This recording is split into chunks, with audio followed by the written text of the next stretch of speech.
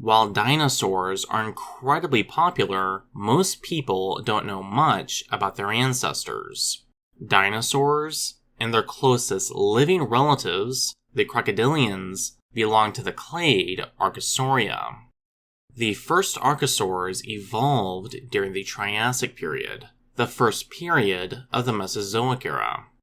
For the entire Triassic period, dinosaurs and the other members of their branch of Archosauria, Metatarsalia, were actually less common than the crocodilian branch, Pseudosuchia. While most of the early Metatarsalia were small, swift animals who lived in the shadows of the Pseudosuchians and other reptiles, the oldest and most basal of the dinosaurian cousins was very different. Named Teleocrater, it was a carnivore with a length between 2 to 3 meters. This stem dinosaur both provides a window into what the ancestors of its more famous cousins were like, and was an impressive animal in its own right. Teleocrater's fossils are from the Manda Formation in Tanzania, which was formed during the beginning of the Middle Triassic. While Teleocrater has only recently been named and properly described, its fossils were first found in 1933. They were then described in a PhD thesis by Alan Charig during 1956. Unfortunately, since it was never properly published, the name Teleocrater wasn't considered official.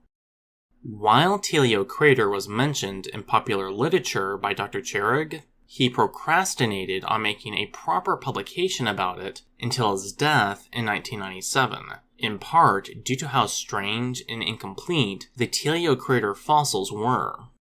A similar fate had befallen other fauna from the Manda Formation, such as Mandasuchus and Mambawakale. More Teleocrater fossils were finally found in 2015 at a site suspected to be the same one where the originals had been found. These fossils came from at least 3 individuals, and finally gave science a good understanding of Teleocrater's anatomy. In 2017, it was formally described, and the name Teleocrater became official. Teleocrater is different from what scientists had assumed the first ancestors of the dinosaurs were like. While the first dinosaurs were bipeds, Teleocrater still walked on all fours. In 2017, it was believed the other, more advanced Metatarsalia walked on 2 legs, like the dinosaurs. However, subsequent re-examination has found most other early Metatarsalia were also quadrupeds, and bipedalism may have been a dinosaurian innovation. Still, hints of the shift to 2 legs can be found in Teleocrater's hind limbs, which were longer than its forelimbs. While most other early Metatarsalia were specialized runners, 2-legged or not, Teleocrater lacked these adaptations despite its light build. Indeed, it is not thought to have even been capable of sustained running. Its ankle was also very different from those of the dinosaurs and their close relatives, the Pterosaurs. While their ankles were hinge-like, Teleocrater's ankles instead had a more flexible arrangement called the crocodile normal ankle. As the name implies, the crocodile normal ankle was formerly thought to be unique to the crocodile branch of Archosauria, Pseudosuchia, while hinge-like ankles were thought to be ancestral to Metatarsalia. Teleocrater instead proves that the crocodile normal ankle was actually ancestral to both branches of Archosaurs, with the dinosaur-like ankles only evolving in later, more derived Metatarsalia. While a long neck is more in line with other early Metatarsalia, Teleocrater's neck was long even by their standards, which would have limited the size of its head. Furthermore, the vertebrae that made up the front half of Teleocrater's neck were incredibly long, and their neural spines were tall and blade-like. Most of Teleocrater's skull still hasn't been found, but combined with the skull fragments of the closely related Yarasuchus, its small head seems to have vaguely resembled that of a theropod dinosaur.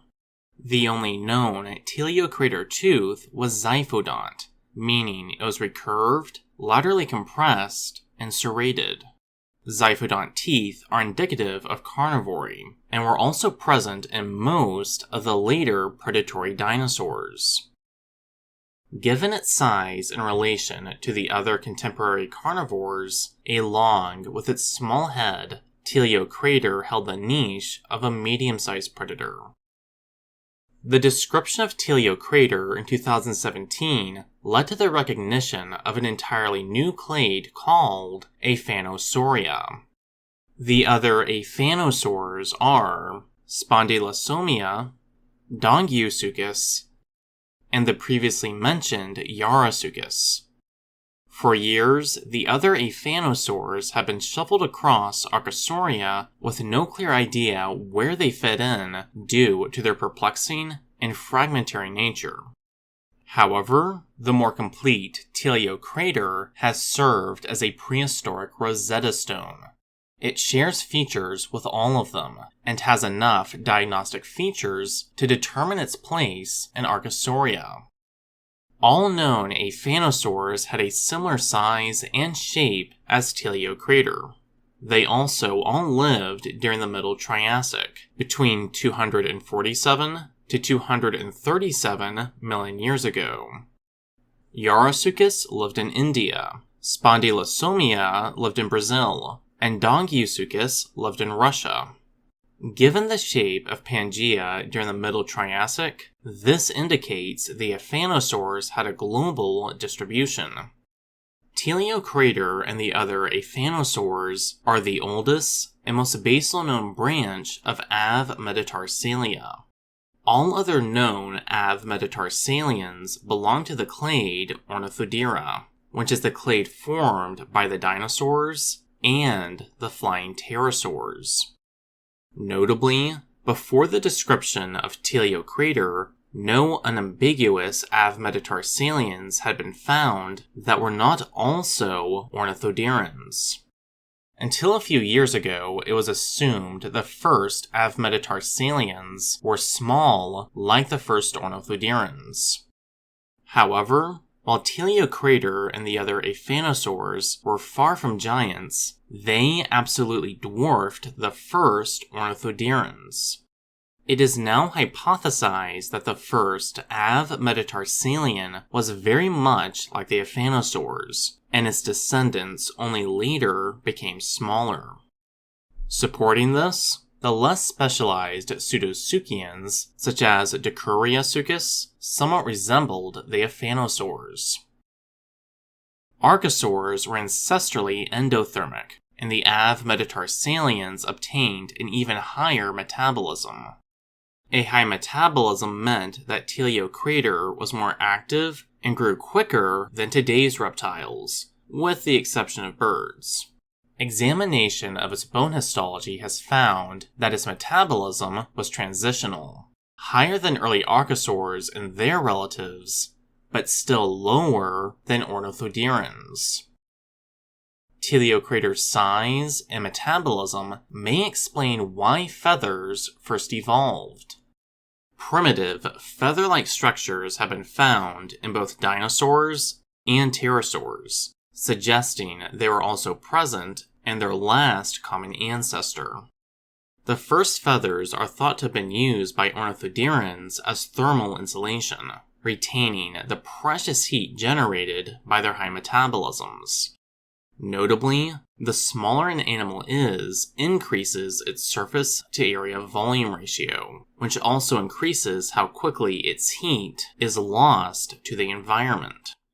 Therefore, this shift from large, Aphanosaur-like animals to small creatures with even higher metabolisms would have significantly increased the evolutionary pressure for thermal insulation, potentially leading to the development of the first feathers. Of course, this assumes that Teleocrater itself didn't already have them, which is also possible. Teleocrater and the other Aphanosauria haven't yet been found in rocks from the late Triassic, and it is doubtful they ever will. During the Middle Triassic, the world had just experienced two major cases of faunal turnover. The first was the Great Dying, a devastating mass extinction between the Permian and Triassic periods. Shortly afterwards, the remaining synapsids, who were the previous dominant animals, were mostly replaced by archosaurs and their relatives. Because of this, the new species that swiftly replaced them were not always optimized for their new niches. While no doubt a fearsome hunter, Teleocrater had several shortcomings. It lacked the power possessed by the large pseudosuchian predators, but lacked the speed of early dinosaurs like Coelophysis. Therefore, while they were viable predators, Aphanosauria soon became obsolete in the face of better adapted competition. That is not to say that Teleocrater was an evolutionary failure. It is likely that the direct ancestors of the dinosaurs and pterosaurs were almost identical to it. The diversity of both of these groups exploded after the Triassic period, and they went on to become some of the most successful vertebrates the world has ever seen. And in the case of the dinosaurs, they still are. Therefore, Teleocrater's legacy lives on. Thank you for watching. I hope you learned something interesting. If you enjoyed this video, please remember to hit the like button, and subscribe if you'd like to see more. I have also recently set up YouTube memberships for the channel, which you can join if you'd like a way to support it. Finally, be sure to have a great day.